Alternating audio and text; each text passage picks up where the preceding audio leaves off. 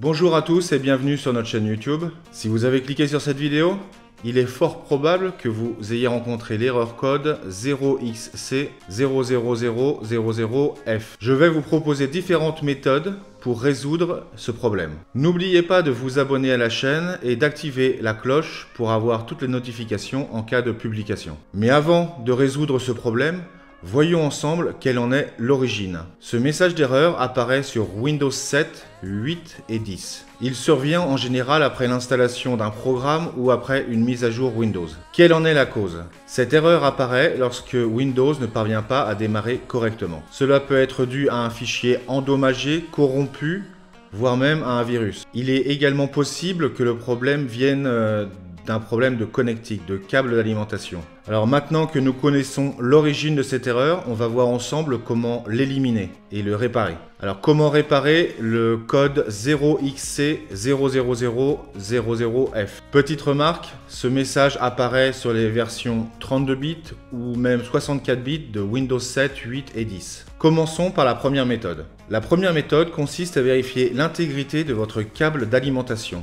Une interruption de courant électrique liée à un câble d'alimentation défaillant peut être à l'origine de vos soucis. Avant de procéder, débranchez tous les périphériques connectés à votre ordinateur. Suivons ces différentes étapes. Première étape, débranchez le câble d'alimentation. Deuxième étape, inspectez le câble pour repérer s'il y a des dégâts apparents. Si c'est le cas, changez le câble défectueux et redémarrer l'ordinateur. Si le câble semble en bon état, passons aux étapes suivantes. Nous allons déconnecter tous les périphériques externes, comme les dispositifs USB, les webcams et les cartes mémoire SD. La dernière étape consiste à redémarrer l'ordinateur. Si cela n'a pas fonctionné, passons à la méthode suivante. La deuxième méthode consiste à redémarrer l'ordinateur avec l'outil Bootrec. L'outil Bootrec est installé par défaut sur votre ordinateur Windows. Pour appliquer cette méthode, vous aurez éventuellement besoin d'un support d'installation Windows, ça peut être une clé USB ou un DVD, mais on peut également lancer cet utilitaire sans pour autant avoir un support d'installation. Nous verrons tout ça ensemble. Alors dans un premier temps, on va mettre en place le support d'installation. Si c'est une clé USB, on va la connecter. Et si c'est un DVD, on va le mettre dans le lecteur. On va ensuite redémarrer l'ordinateur. Lors du démarrage de l'ordinateur, nous allons appuyer sur une touche lorsque le message « Appuyez sur n'importe quelle touche pour démarrer du CD-ROM ou DVD-ROM » apparaît. Cette fenêtre apparaît. Cliquons sur « Suivant ». Alors attention, sur cette fenêtre, choisissez « Réparer l'ordinateur ». On ne veut pas réinstaller Windows. Ensuite, on clique sur Dépannage. Dans la fenêtre suivante, nous allons choisir Invite de commande. Dans la fenêtre d'invite de commande, on va taper bootrec/fixmbr. Nous appuyons ensuite sur la touche Entrée et la procédure de réparation devrait se lancer. Une fois que c'est fait, il faut redémarrer l'ordinateur en ayant au préalable de débrancher la clé USB ou enlever le lecteur DVD. Dans le cas où vous ne disposez pas d'un support d'installation Windows, vous allez suivre les étapes suivantes. Il faut d'abord éteindre son ordinateur et puis on le redémarre en appuyant sur une touche ou une combinaison de touches qui nous fera entrer dans le menu de réparation. Alors chaque ordinateur, chaque modèle est différent. Pour ma part, j'ai un laptop Acer et la combinaison de touches pour entrer dans ce menu, c'est Alt F10. Mais ça peut être aussi F10 et d'autres touches. Donc je vous conseille d'aller sur Google et de rechercher la combinaison de touches valable pour votre modèle d'ordinateur. Nous arrivons sur la fenêtre Choisir une option.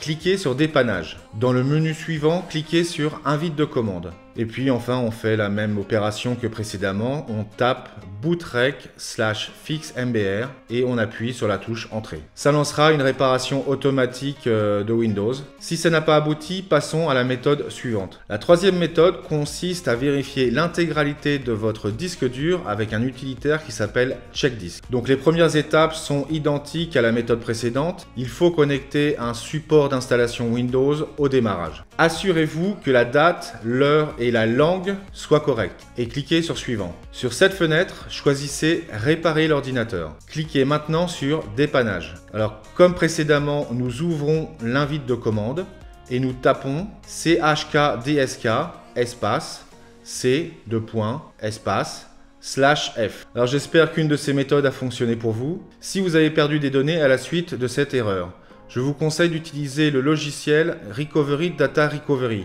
un des meilleurs logiciels de récupération de données. Il permet de récupérer ces données perdues rapidement et facilement. Grâce à ce logiciel, vous pourrez récupérer tous les types de fichiers, comme les fichiers audio, photos, vidéos, PDF, Word, Excel, n'importe quel type. Si par hasard vous supprimez un fichier important dans la corbeille, Recovery de Data Recovery vous permettra de le récupérer par exemple. En cas de crash d'un ordinateur, il peut être également extrêmement utile. Ce logiciel peut même réparer des fichiers vidéo endommagés. Voyons ensemble comment l'utiliser. Ouvrons l'application, sélectionnons le disque sur lequel nous souhaitons récupérer des données. Appuyons maintenant sur Démarrer. Choisissons les fichiers que vous souhaitez récupérer, à savoir que vous pouvez les prévisualiser avant de lancer la récupération. Et voilà, le tour est joué. J'espère que cette vidéo vous aura été utile et que vous ne rencontrez plus cette erreur. Faites-nous savoir en commentaire s'il vous plaît. Si vous avez aimé la vidéo, merci de liker et n'hésitez pas à vous abonner et à activer les notifications. Nous publions régulièrement sur notre chaîne sur des thèmes